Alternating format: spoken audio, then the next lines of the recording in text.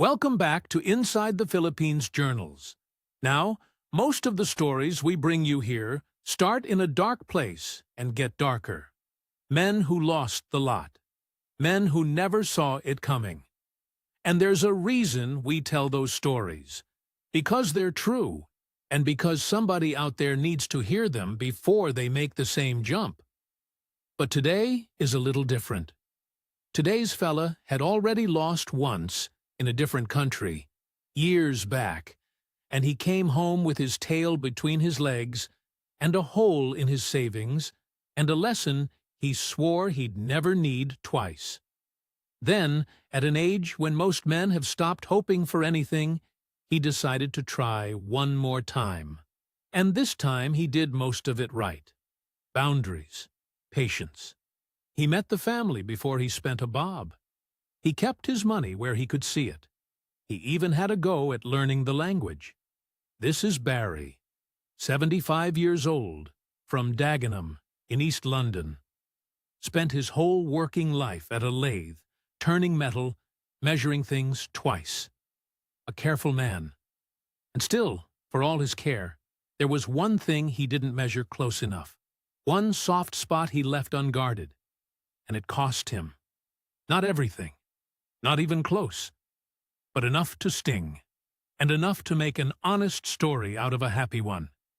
Before we get into it, do us a favor. Drop a comment and tell us where you're watching from tonight. Because it always surprises me, the corners of the world you lot write in from.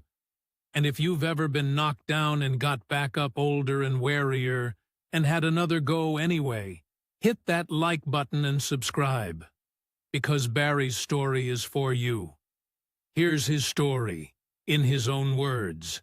I'm going to tell you how I spend my days now, because that's what you clicked on, and I don't want to keep you waiting for it like it's the prize at the bottom of the box. Right now, it's about 5:30 in the morning where I am, and I'm sat on a little concrete terrace with a tin roof over it, drinking instant coffee out of a mug that says, World's Best Granddad, which is a lie on 2 counts, because I haven't got any grandkids, and the coffee's terrible. Kopiko, they call it. Sweet as anything. The roosters have been going since 4, the daft sods, and there's a tricycle driver 2 doors down coughing his engine into life, and the bells from the cathedral in town will start up in a minute. It's already warm. Not hot yet. That comes later, about 10, when it sits on you like a wet dog. But at 5:30 it's soft and gray, and the whole street smells of wood smoke and somebody frying fish. And I sit here with my terrible coffee, and I think, Barry, you old fool, how did you land here? Because I don't entirely trust it, if I'm honest. Contentment. Never had much practice at it. But I'm getting ahead of myself. That's the trouble with starting at the good bit. You've got to know where a man came from to know why a quiet morning means anything to him. I'm a Dagenham boy. If you don't know it, it's out east, past the docks, past where the East End proper stops and the estates begin. My old man worked at Ford's, the big plant, 40-odd years on the line, and I was meant to go the same way, but I got taken on as an apprentice machinist instead, at a little firm that did precision parts, and that was that. 50 years, near enough, stood at a lathe, turning steel and brass, and sometimes something exotic if the aerospace lot were paying. And I loved it. I'll not pretend I didn't. There's a thing that happens when you take a rough lump of metal and you bring it down, thou by thou. That's thousandths of an inch, for them that never had the pleasure. Until it fits exactly where it's meant to fit. No guessing, no hoping. Either it's right or it isn't, and the feeler gauge tells you which. I trusted that my whole life. I trusted things I could hold in my hand and measure. Turned out that was a rotten way to prepare a man for people. I married young, like you did then. Sandra. We were kids, really. And we grew up into two different people who happened to share a kitchen. And it came apart in my 40s. No big drama, just a slow, cold nothing until one of us said it out loud. No kids, which we were both a bit sad about, and both a bit relieved about, which tells you everything. After that, I did what a lot of blokes do. I worked, I drank a sensible amount, and then sometimes a stupid amount. I got older on my own in a terraced house in Dagenham with the telly on for company. And then, when I was about 58, I did the daft thing. The first daft thing, I went to Thailand. I'm not going to spend all night on it, because it's not the story, it's just the reason the story went the way it did. But I have to tell you a bit, or none of the rest makes sense. A mate from the shop had been going out to Pattaya every winter and coming back brown and grinning, and I thought, well, why not? What have I got to lose? Turned out the answer was about 40 grand. Her name was Lek. Lovely, she was, or I thought so, and I was so hungry for somebody to be pleased to see me that I'd have believed anything, and I did. I put money into a bar. You're already laughing, and you're right to. A bar. In my name, but not in my name, because a foreigner can't really own the ground it stands on. So it was all done through her and her cousin, and a lease I couldn't read a word of. I put money into a house that was on her family's land. I sent money for this and money for that. And one winter I flew out, and the bar had new owners, and Lek had a Norwegian, and the house had her brother living in it. And I stood in the road with my suitcase feeling like the biggest mug in Southeast Asia. Which, that week, I probably was. I'll tell you the exact moment I knew, because it stuck to me. I'd flown out that winter with a jar of Marmite in my case and a new watch for Lek, and I'd got a taxi from the airport straight to the bar, all excited, planning the surprise, and the sign was different. Just that. A different name over the door, in a different color. And I stood on the pavement in the heat with my case and my daft jar of Marmite, and I felt the whole thing go, all at once, like when a job comes off the lathe wrong and you know before you've even measured it. You know by the sound it made. I didn't even go in. What was the point? I found a room, and I sat on the end of the bed. And I did what a machinist does. I got a pad, and I added it up. And the number was so bad, I laughed. Actually laughed. On my own. In a rented room in Jomtien. There's a kind of loss so complete, it comes out as a laugh. I came home to Dagenham about 40,000 pounds lighter and a great deal quieter. And here's the thing I want you to understand, because it matters for everything that comes after. I didn't come home hating anybody. I was ashamed, mostly. Ashamed at myself, for a grown man with a trade and a head on his shoulders behaving like a lovesick teenager with a wallet. I'd measured nothing. I'd trusted a feeling instead of a gauge. And I made myself a promise, sat in that cold house with a cup of tea, going skin on top, that if I was ever fool enough to try again, I'd do it like a job, like a proper job. Measure everything, assume nothing, keep my hand on my own money. I honestly thought I'd never need the promise. I thought I was done with all that. 70 years old and done. Turns out I wasn't done. Turns out an old man on his own in the evenings is the most patient customer loneliness has got. But this time, at least, I'd read the drawing first. So I kept my promise. Most of it. And I'll tell you exactly where I kept it, and exactly where I let it slip, because that's the only honest way to tell a story like this. And God knows I've heard enough of the other kind. After Thailand, I did what I know how to do. I put my head down, and I worked. Stayed at the lathe until I was 65, and they more or less had to prise the chuck key out of my hand. Retirement's a strange thing for a man who's always made something with his day. First few months, you think you've won the pools. After that, you start talking to the kettle. I had the state pension coming, about 900 quid a month, which out here I'll tell you goes a long way, but back in Dagenham barely covered the gas and the council tax and a pint on a Friday. And I had the house, the terrace my mum and dad never owned, but I did. Bought in the 80s when a working man still could. Paid off by graft and going without. By the time I was 70, I was rattling round it like a pea in a tin. Too big for one, full of stuff I'd never use again, the shed with tools I'd not switched on in a decade. And the street had changed. Everyone I'd known had died or moved to Essex, and I'd sit in the evening and realize I'd not said a word out loud to another living soul since the paper shop that morning. That's a particular kind of quiet, that is. It gets into you. I want to be straight about that quiet, because I think it's the real villain of most of these stories, more than any woman ever was. It's not that you're sad, exactly. It's that you stop being of use to anybody. 50 years I'd got up and made things that mattered, parts that went into engines and God knows what, and now I got up and made a piece of toast for one and washed the one plate. Nobody needed a single thing off me.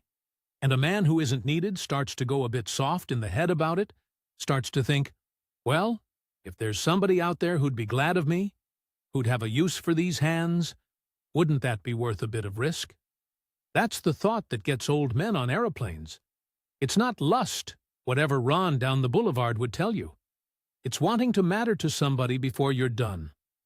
I'd sit there with the football results on mute and think exactly that. And I'd tell myself off for it, because I'd learned my lesson in Thailand, hadn't I? Hadn't I? And then it'd be another evening, and the thought would be back, patient as anything, waiting for me to get tired enough. So I sold it. Got a bit over 200 grand for it, which sounds like a fortune, until you remember it's a whole life's roof. And after the fees and clearing the last bit of a remortgage I'd taken to fix the place, I cleared about £130,000. And I did the one clever thing I did right at the very start. Before I'd even thought about the Philippines, I put that 130 grand in a building society in Romford, and I told myself, out loud, in the kitchen, Barry, that money does not leave this country. That money is your old age and your funeral and your dignity. You can live off the pension.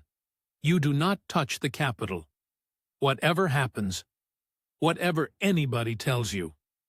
And I want you to hold on to that, because when we get to the sad part, that promise is the reason it's only a sad part and not the end of everything. Now, how does a Dagenham machinist end up on Filipino Cupid at 70? Same as anybody. An evening. A glass of something. A daft advert. I'd sworn off the whole business, but sworn off and lonely are two different men living in the same body, and the lonely one stays up later. I'd read about the Philippines by then. Read a lot, actually, because I read about everything now. Being a man with time, I knew the shape of it, the family that comes attached, the money that gets asked for, the land you can't own. I'd learned all that the hard way in another country, and the rules aren't identical, but the music's the same. So I went in like a man reading a machine manual before he touches the machine. I set myself rules, written down on the back of an envelope, because that's how I think. 1.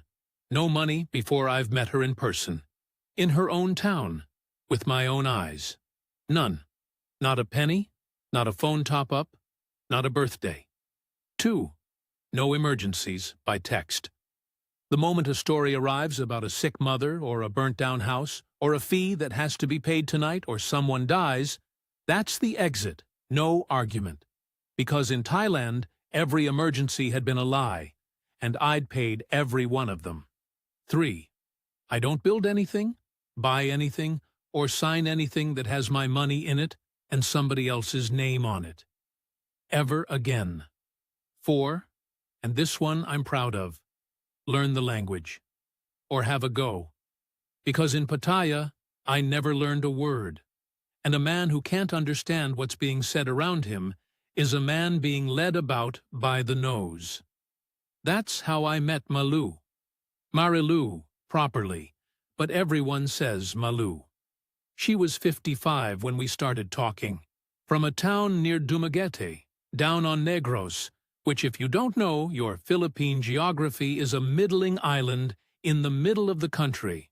Not Manila, not Cebu, somewhere quieter. She was a widow, ran a little carinderia, which is a roadside eatery, cooking rice and fish and stews for jeepney drivers and market workers, up before dawn every day of her life. No glamour photos, no filters that made her 20. A picture of a solid, tired, kind-looking woman in an apron outside a shack with a hand-painted sign. And I thought, well, that's either a very clever bit of casting or it's just a woman who cooks for a living. Turned out to be the second. But I didn't take that on trust either. That was rather the point. And she was patient with the daft old man and his rules, which I only understood the meaning of much later. Because a woman who's running a game on you does not want patience. A game runs on a clock. There's a sick mother right now. There's a fee due Friday. There's an emergency that can't wait for you to think, because thinking is the enemy of the whole operation. I knew that from Lek. Every single thing in Thailand had been urgent, and Malu was never urgent about anything, not once, and it took me months to notice that the absence of pressure was itself the loudest thing about her. She'd miss a video call because the carinderia got busy, and she'd not even apologize much, just, sorry, many jeepney drivers today. And I'd think a con artist would never let a rich foreigner feel like second place to a pot of rice. That's not in the script. She wasn't running a script. She was just a knackered woman cooking for a living who quite liked talking to me at the end of the day. We talked for months before I ever booked a flight. And I mean, talked. Not the daily, good morning, my love nonsense that gets a man softened up. Though there was some of that, I'm only human, but proper talking. About her husband, who died of a heart thing at 50. About my Sandra and my Lek. And yes, I told her about Lek. Told her I'd been done over in Thailand and lost my shirt. Because I wanted to see her face when a rich-seeming foreigner turned out to be a burnt one. And her face just went soft and sad. And she said, in her careful English, that men get treated very bad sometimes, and she was sorry. Didn't ask for anything. Never once, in all those months, did she ask for a single peso. That, more than anything, was what got me on the plane. Not that she asked, that she didn't. I'll tell you about the language because it's funny, and because it taught me something about the whole business. Before I flew out, I got one of them apps, and I grafted at Tagalog for a good 6 months. Old man in his Dagenham kitchen, headphones on, going, "Magandang umaga po," over and over till the neighbors must have thought I'd lost it. "Magandang umaga po." Good morning, politely. "Salamat po," thank you. I was pleased as punch with myself. 60 pages of vocabulary in a notebook, verbs and everything. I thought, right, Barry, you'll walk off that plane and charm the whole family in their own tongue. None of your Pattaya nonsense, where you sat there like a lemon. I got to Dumaguete, and I opened my mouth with my best magandang umaga po at the woman selling me a bottle of water. And she looked at me like I'd sneezed.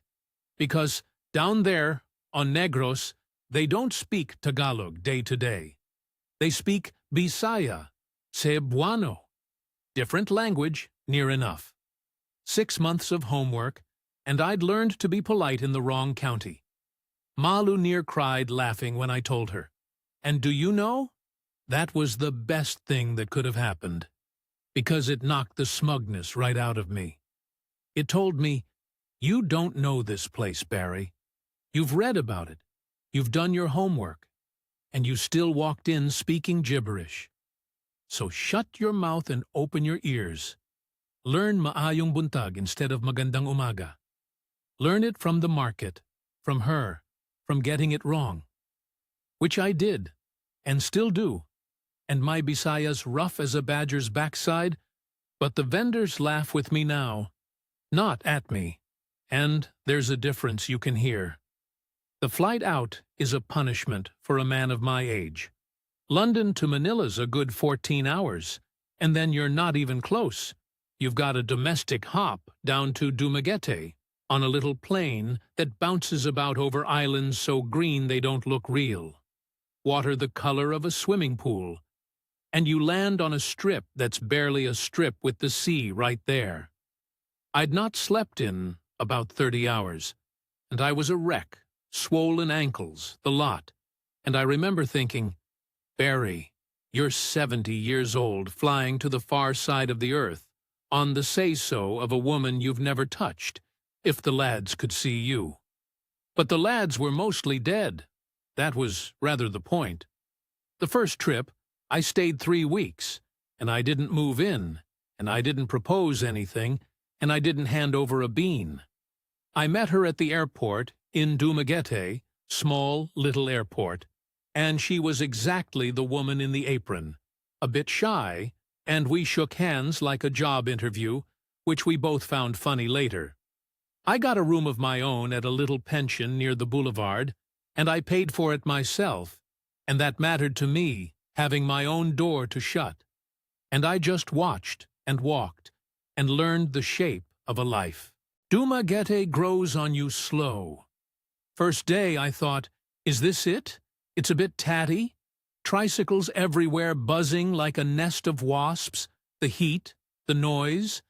But by the third day, you've stopped seeing the tat, and you've started seeing the town. It's a university place, Silliman. These enormous old acacia trees along the campus roads that must be 100 years old.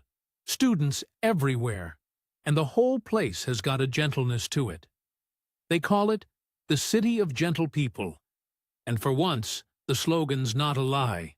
The boulevard along the sea in the evening, the whole town out walking, families, courting couples, old boys like me.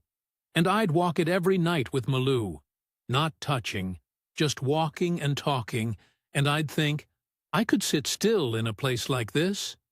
A man who'd never sat still in his life.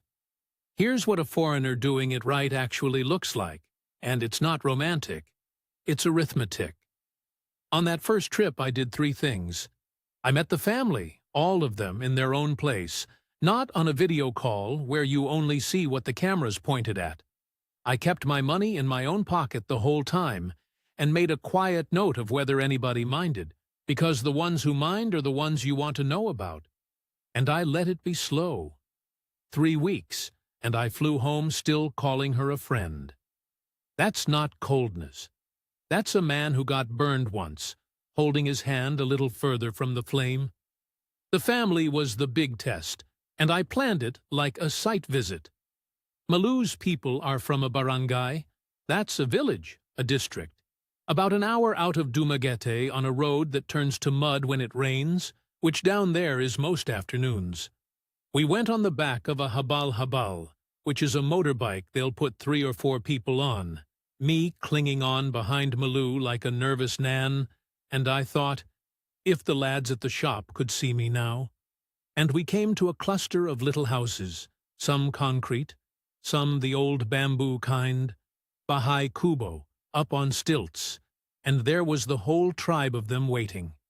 Her mother first, Nanay Pacing, everyone calls her, 79 at the time.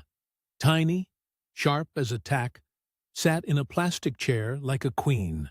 And she looked me up and down the way my own mother would have looked at a lad Sandra brought home, and she said something in Bisaya I didn't catch, and everybody laughed.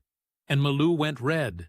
And later she told me her mother had said, "This one's old, but He's got good hands. Look at his hands.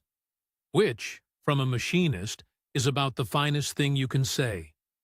Nanay Pacing has the sugar, diabetes, the diabetes, and I could see it in her, the feet, the tiredness, and that was real. I want to be clear about that, because it matters later. That was never a made-up illness. That old lady was genuinely poorly, and stayed genuinely poorly, and everything I ever did for her medicine was money well spent, and I'd do it again tomorrow. Then the sisters. Malu's the eldest of 4, which in a Filipino family means she's the one everything lands on, the one who carries the lot, the eldest daughter. That's a whole job out here that nobody pays you for. There was Baby, the youngest, sweet and a bit useless. There was Josie in the middle, married, sensible, ran a sari-sari store. And there was Nita. Remember Nita? She was polite to me that day, perfectly polite. But there was a set to her jaw when she looked at her sister that I clocked and filed away, and didn't understand for 2 more years. I'm a man who notices when 2 parts don't quite seat together. I noticed. I just didn't know what I was looking at. I watched the sisters most of all, because in Thailand I'd never met a soul. It had all been lek and a story, and I'd decided this time I wanted to see the whole machine, all the parts, how they seated against each other. And you learn a lot watching a family who don't know. You can follow half of what they're saying. I saw who deferred to who. I saw that everything ran through Malu, that she was the one they all leaned on, the eldest, the one with the earner attached now, me. And I saw that she carried it without complaint, the way she carried everything, and I thought, that's a good heart. But it's a soft place, too, a woman who can't say no to her own people. File that away, Barry. I filed it. I just filed it in the wrong drawer, under things I admire instead of things that'll cost me. They fed me till I couldn't move. Lechon, which is the roast pig, killed for the occasion, which I didn't find out till after and felt terrible about, and sinigang, this sour soup that I've since become genuinely daft for, and rice, endless rice, and warm Coke, because there's no fridge, and everyone watching to see if the Kano would eat the proper food or turn his nose up. I ate everything. I've never turned my nose up at a plate in my life. My mother would have clipped my ear. And somewhere in that long, hot afternoon, sat on a plastic chair with a dog asleep on my foot, and Nanay Pacing telling me a story in Bisaya that Malu was translating 2 sentences behind. I felt something I hadn't felt in years, and I didn't trust it one bit. And I was right not to. But it was there. Belonging. The edge of it. Now here's where the doing it right and the getting it wrong start to braid together. So pay attention, because this is the useful part. When the money did start, it started small, and it started sensible, and I ran it like a wages book. Nanay Pacing's insulin and her checkups, that came to about 8,000 pesos a month, call it 110 pounds. And I paid that gladly, and I paid it direct, where I could, to the pharmacy, to the clinic, so I could see it going where it was meant to. That's rule 1 of giving money out here, and write it down. Pay the thing, don't pay the person, wherever you possibly can. I helped Josie's sari-sari store with stock when it ran low, maybe 5,000 pesos here and there, 70 quid, and a store you can see. A store's got shelves and tins on them. You can measure a store. And after I'd settled properly, when Malu and I had taken a little rented house back in Dumaguete, near the university, I put about 120,000 pesos, call it 1,700 pounds, into buying a second-hand tricycle for one of the nephews to drive, a proper little earner. And that tricycle runs to this day and feeds a family, and I count that as one of the best things I ever spent money on. None of that is the loss. I want to be dead clear. All of that was open. All of that was sensible. All of it I'd do again. I kept my big money exactly where I'd sworn to. The 130 grand never left Romford. I never built a house. Malou and I rent, to this day, 15,000 pesos a month, about 210 pounds, for a decent little concrete place with a mango tree and that terrace I told you about. I never bought land because I can't, and every expat who tells you he's found a clever way round it is a man queuing up to be robbed. I've watched it happen. I never put my name to a business or my money in somebody else's name. I lived on the pension, and the pension out here, 60-odd thousand pesos a month, is a comfortable life for two careful people. On paper, I was the model. On paper, I'd learned every lesson Thailand taught me. But there was a soft spot, and it was this. Every month, on top of the medicine and the store, and all the things I could see, there was the family support, the general help. And that started at 10,000 pesos, 140 quid, for the household. And I never questioned it, because it was small, and because a foreign man questioning where the family's money goes is a foreign man with no manners, and I so badly didn't want to be the suspicious Kano, the tight one, the one who counts every peso and makes everyone feel like beggars. I'd been the mug in Thailand. I was terrified of being the mug again, so I overcorrected and became the soft one instead. And that 10,000 became 15, and the 15 became 20,000 pesos a month, near enough 300 pounds, for the household. For a household I couldn't quite see the walls of, and I paid it, month after month. I audited the tin and the insulin and never once audited the biggest number on the page. Measured everything but the one thing that mattered. And there was Nita's jaw that I'd filed away and forgotten. And there was a name that came up now and then, quick, and got changed past. Jason. I'd hear it, and Malou would tidy it away like a plate off the table. And I told myself it was a nephew or a cousin, because this place is full of nephews and cousins, and I let it lie. A man who'd have asked a straight question years earlier, if he wasn't so frightened of seeming to distrust the woman he'd built a life with. Saving face is not just a Filipino thing, whatever they tell you. I was saving mine too. I didn't want to know, so I didn't ask. There were signs, if I'm honest with you, and I'd be a liar to pretend there weren't.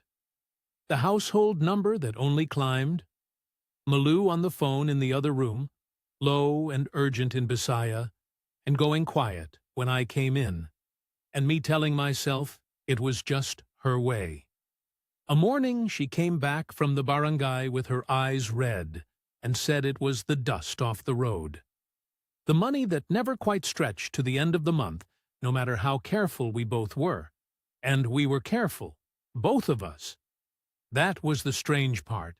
Neither of us daft with it. And still it drained. I'd sit on the terrace and do the arithmetic in my head. The pension in, the rent out, the medicine, the food, the support. And it never quite balanced. And a man who spent 50 years making numbers balanced to 1,000th of an inch should have known that a sum that won't balance has a missing part in it somewhere. I knew it. I knew it the way you know a bearing's going before it goes, by a sound underneath the sound.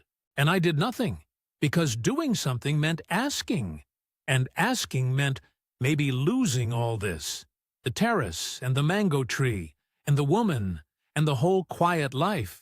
And I was 73, and I'd found something good, and I was a coward about it. There. That's the truest thing I'll say all night. I was a coward about the one question, because the answer could take away the only happiness I'd got left. And at 73, you haven't got the years to start again that you had at 58. So I let it ride, month after month.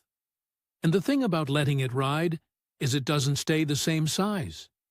It grows in the dark, the way debts do, the way a lie does, the way anything does when nobody's brave enough to shine a light on it.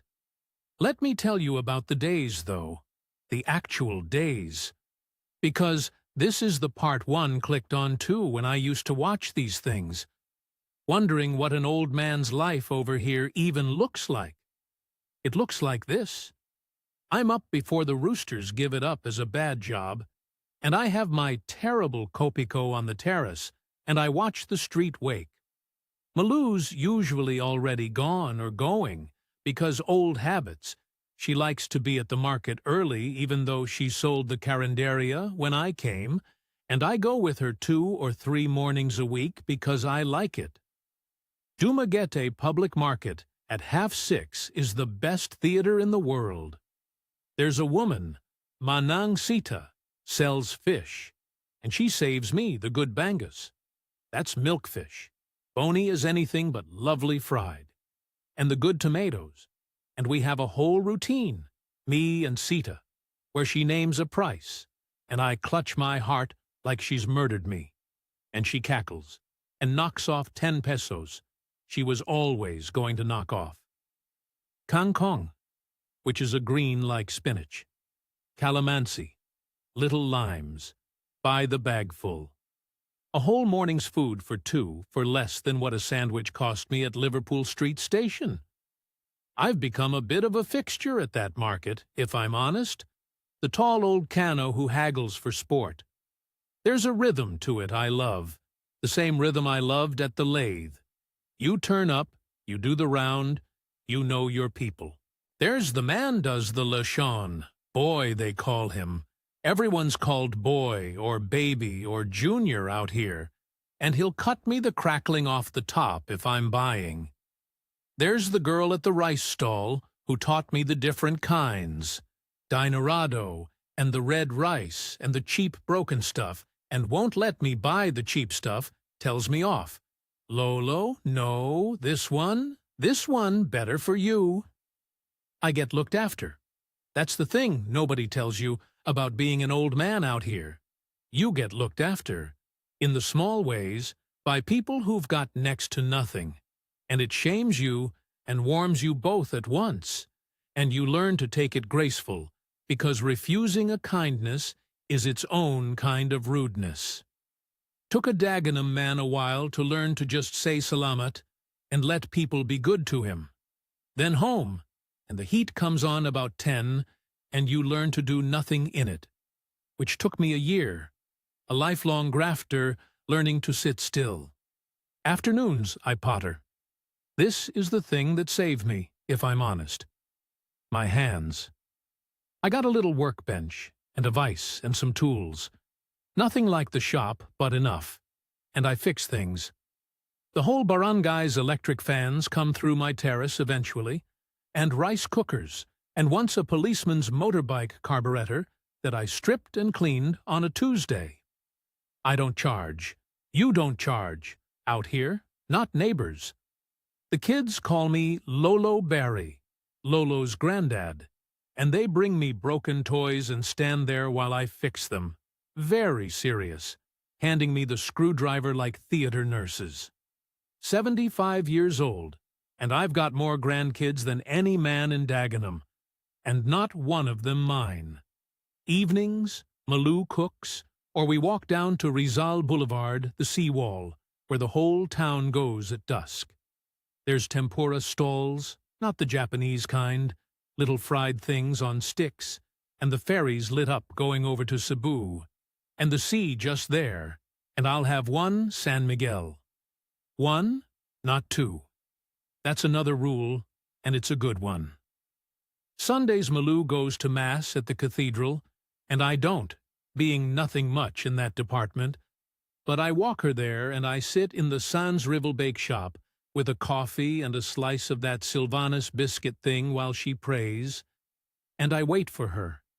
And that waiting is about the most peaceful I've ever been in my life. An old man in a bake shop, waiting for his wife to finish with God. You could do worse. I've done worse. That's the life. That's the how I spend my days happy. And every word of it's true. And I want you to hold it in your head. Because I'm about to tell you the day it all wobbled. And I don't want you thinking it all came down. It didn't. That's the whole point of me sitting here, telling you. It wobbled and it held. There's a man I ought to mention, because he's part of how one understand it now. Ron, from Hull. You get expats like Ron in every town out here, propping up a bar on the boulevard, and Ron's whole personality is that the Philippines did him wrong. Every Filipina's a thief, in Ron's telling. Every family's a racket. And he'll tell you so for as long as you'll buy the beer. And I used to sit with Ron a bit when I first came, because he was English and I was lonely, until I worked out that Ron was a warning, but not the warning he thought he was. Ron never learned a word of the language. Ron built a house in a girl's name and lost it and learned exactly nothing except how to be bitter about it. Ron blames the whole country for his own refusal to measure twice. And I looked at Ron, nursing his warm beer and his cold grudge, and I thought, whatever happens to me here, Barry, don't you dare end up as Ron. That's a choice. That is, bitterness is a choice. I mention him now because when my own trouble came, I had Ron in my head as the man I could turn into, and it helped me not to.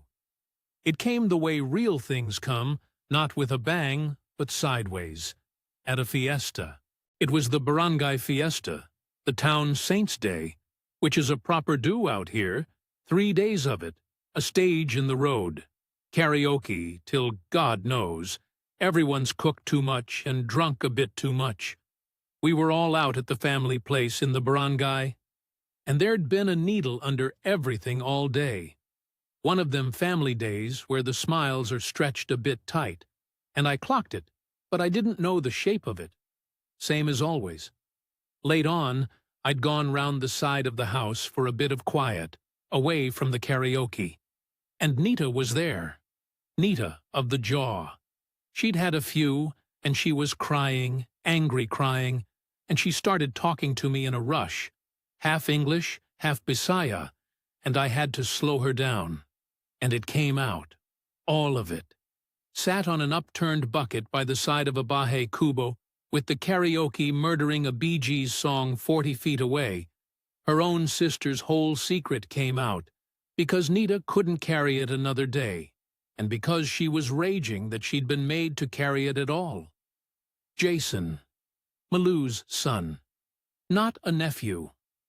Her son from when she was 19, before the husband, before everything. A baby she'd had far too young and given to Nane Pacing to raise the way it's done out here, quietly, so the girl could still have a life, and the family could still hold its head up. Saving face. That old lady I loved had raised her own grandson as a son, and the whole village had agreed not to say. And Malou had carried it as her shame for 30-odd years, and never told me.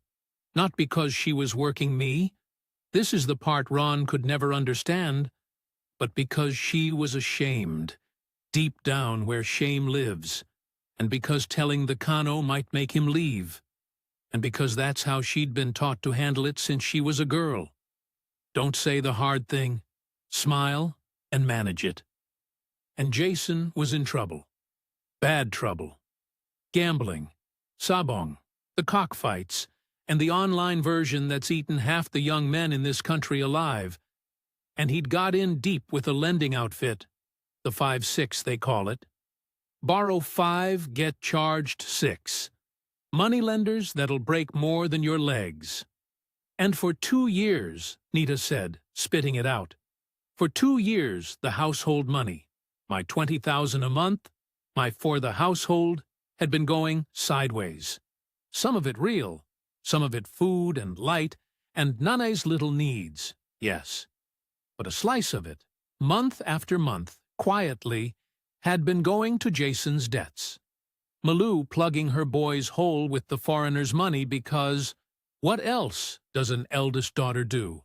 What else has she ever done? And never able to tell me, because telling me meant saying the son out loud. I sat on that bucket a long time. Bee Gees finished, somebody started Air Supply. And I want to tell you, I was furious, because that's the story you're expecting. But mostly, what I felt, God help me, was tired and sad, and a strange cold clarity, the same clarity I'd feel at the lathe when a job was going wrong, and I could finally see exactly where. Because I'd known. Some part of me had known for 2 years and chosen not to. Nita's jaw. The name changed past. The number that only ever went up. I'd measured everything but the one number that could hurt me. On purpose, because I didn't want the answer. That's not being robbed. That's a man leaving a guard off a machine because checking felt like an insult, and then being surprised when it takes a finger. I got up off that bucket eventually. My knees don't do buckets anymore, and Nita had cried herself out and gone quiet, ashamed now of the telling. And I put my hand on her shoulder, this sister who'd just blown up her own sister's secret. And I said, Salamat, thank you, because she'd done me a kindness even if it didn't feel like one. And she'd done it half out of spite and half out of conscience, and both of those are human, and I wasn't going to sit in judgment of which. I walked back round to the front of the house where the karaoke was still going, and Malou was there with a plate of food she'd saved me, holding it out, smiling, tired, and for a second I saw the whole of it. 30 years of holding a plate out to people while carrying a stone in her chest, and it near broke my heart before I'd even said a word. I took the plate. I ate it. You don't ruin a fiesta. Some things wait for the quiet. I didn't have it out with Malou at the fiesta. I'm not a shouter, and you don't shame a woman in front of her family. I'd learned that much. I waited till we were home, the two of us, the mango tree dripping outside, and I said her name, and I said, "Tell me about Jason." And her face, 30 years of holding it, just came down, all at once, and she didn't deny a thing. Didn't do the cold admission, didn't do the crying and begging you get warned about. She just told me. The whole of it, at last, in her careful, sad English. The boy, the shame, the debt, the money. And she said the thing I'll never forget. She said, I was going to lose you if I said it. I was going to lose you if I didn't say it. So I just tried to hold both. And I understood her completely, because holding two things that can't both be held is the story of every eldest daughter out here, and it had very nearly been the story of me, holding a happy life and a willful blindness in the same two hands. So, did she love me and conceal from me? Both at once? Yes. Both were true. They're always both true. That's what Ron never learned. It was never a scam. It was never a fairy tale either. It was a proud, frightened woman doing the only thing 30 years had taught her, with a man too soft and too scared of seeming hard to ask the plain question. Two people's faults, braided together, the way they always are. Now here's what I did, and it's the last useful thing I've got for you, so lean in. I did the sums. I'm a machinist. That's what I do when the world goes sideways. I get a pad and a biro, and I quote the job. And I sat at the kitchen table the next morning, and I worked out the damage. Honest, no flinching. Best I can figure, over the near enough 3 years, about 800,000 pesos went where it shouldn't have. Some of it drained slow, that creeping household number. The difference between what I gave and what the household actually ate. And some of it I paid in one lump, because after we'd talked, I made a decision, and it was this. I would clear Jason's debt. Once. All of it, to the last peso, direct to the lender. Me stood there watching the ledger close. About 350,000 pesos, call it 5 grand. Once. And then, never again. Because a 5-6 debt with the VIG running is a wound that won't close, and you either close it or you bleed forever. And I'd rather lose 5 grand clean than 300 a month till I die. That's not soft. That's a man cutting his losses at the right number, which is the one skill Thailand actually taught me. 800,000 pesos, all told. 11 grand, near enough. And I'll tell you the number that goes next to it, because it's the whole reason I can sit here happy. The 130,000 pounds in Romford, not a penny of it touched. Not one. The house I never built. The land I never bought. The life savings I swore, out loud, in a Dagenham kitchen, would never leave England. And never did. I lost 11 grand to my own soft heart and my own cowardice about asking. I protected 130. In Thailand, I did it the other way round and lost near everything. You want to know the difference between a story that ends in a bake shop and a story that ends like Ron's? That's it. That's the whole of it. 11 grand against 130. I've paid more than 11 grand for a car and got less joy. And the boundary I set after, that was the real repair, more than the money.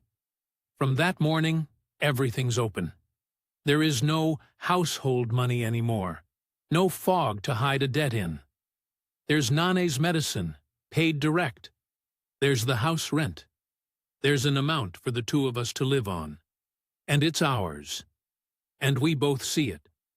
And there's Jason, who I finally met properly. This hangdog lad in his 20s, carrying more shame than a person should. And I didn't hug him, and I didn't hate him. I put him to work. Had him on my terrace, holding the screwdriver like the little ones do, learning to fix a fan, because a man with a trade in his hands has got something the sabong can't take off him. And I should know. He's not mended. It's not a film.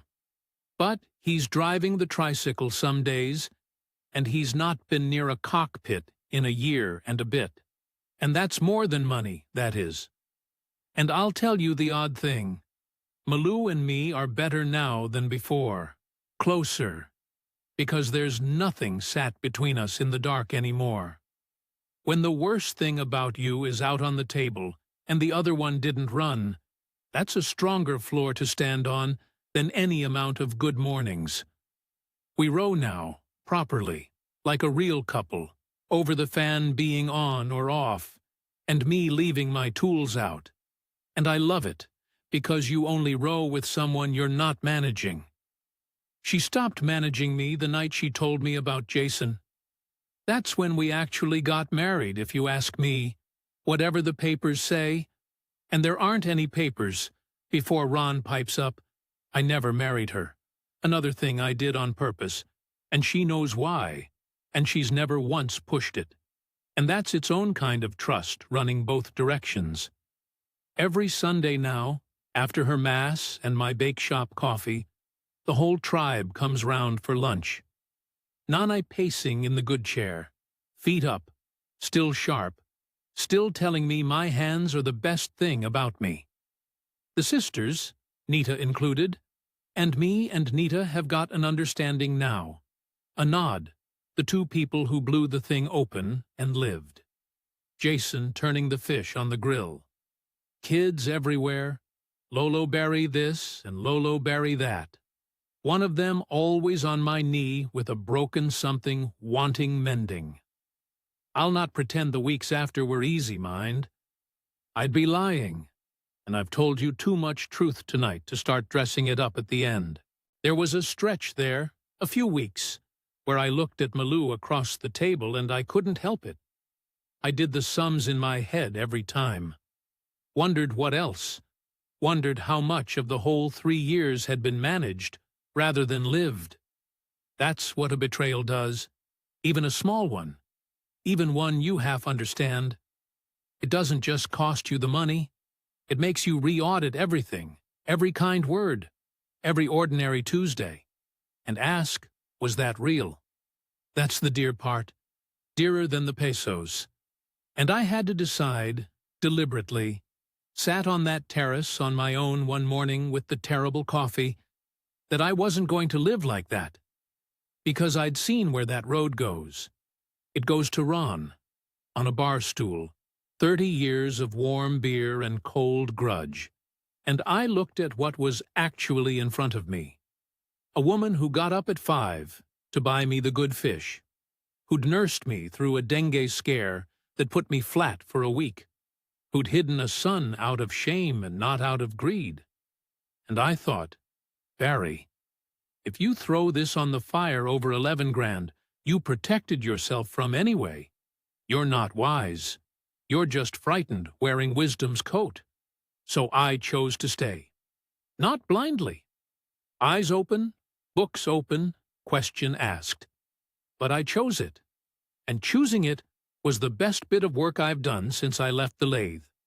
That was going on 2 years ago now. And I want to close by telling you where it leaves an old man, because you've been kind enough to listen this long. It leaves me on the terrace, is where.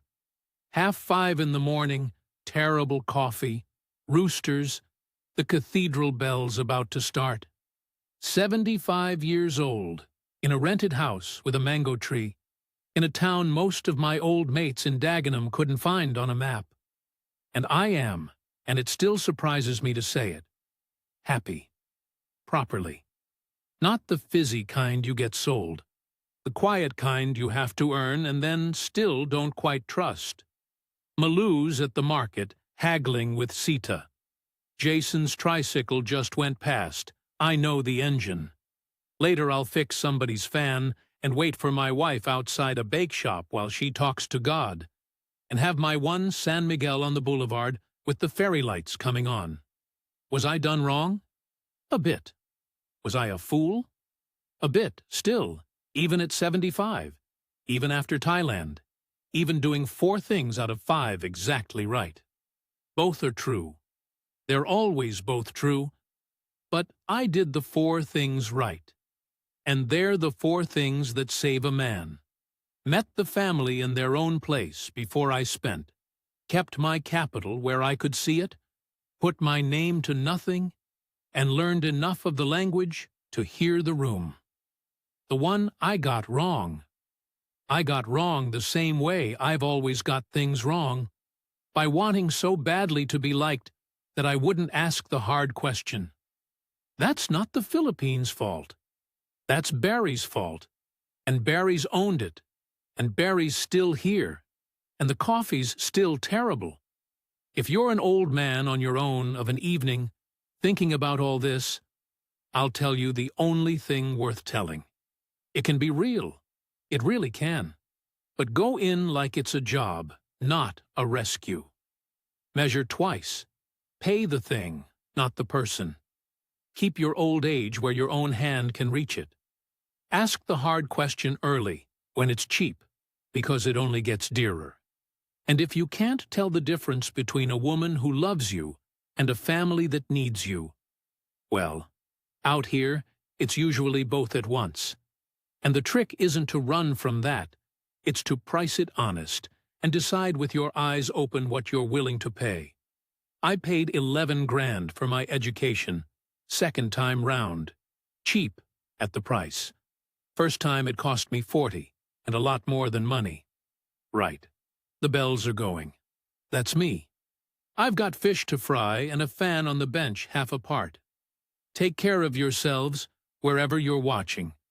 And that's Barry, 75 years old, on a terrace on Negros, with his terrible coffee and his quiet, hard-earned peace. We wanted to bring you this one because it doesn't fit the shape you're used to from us, and that's exactly why it matters. Barry didn't get robbed by a monster. There wasn't one. There was a proud, frightened woman who loved him and hid a hard truth the only way her whole life had taught her. And there was a careful man who, for all his care, still couldn't bring himself to ask the one question that scared him. And the two of them made a mess and then made it right. That's not a fairy tale, and it's not a horror story. It's just people, tangled up in love and money and family and shame the way people are, in a country where family obligation is real and heavy and not the same thing as a scam.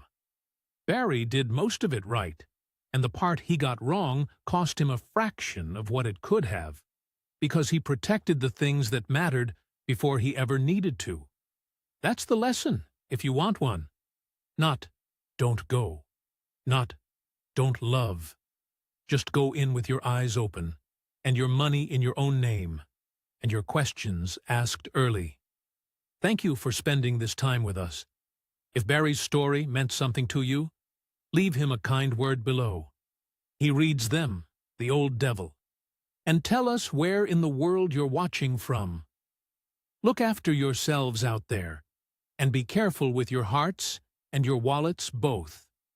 This has been Inside the Philippines Journals.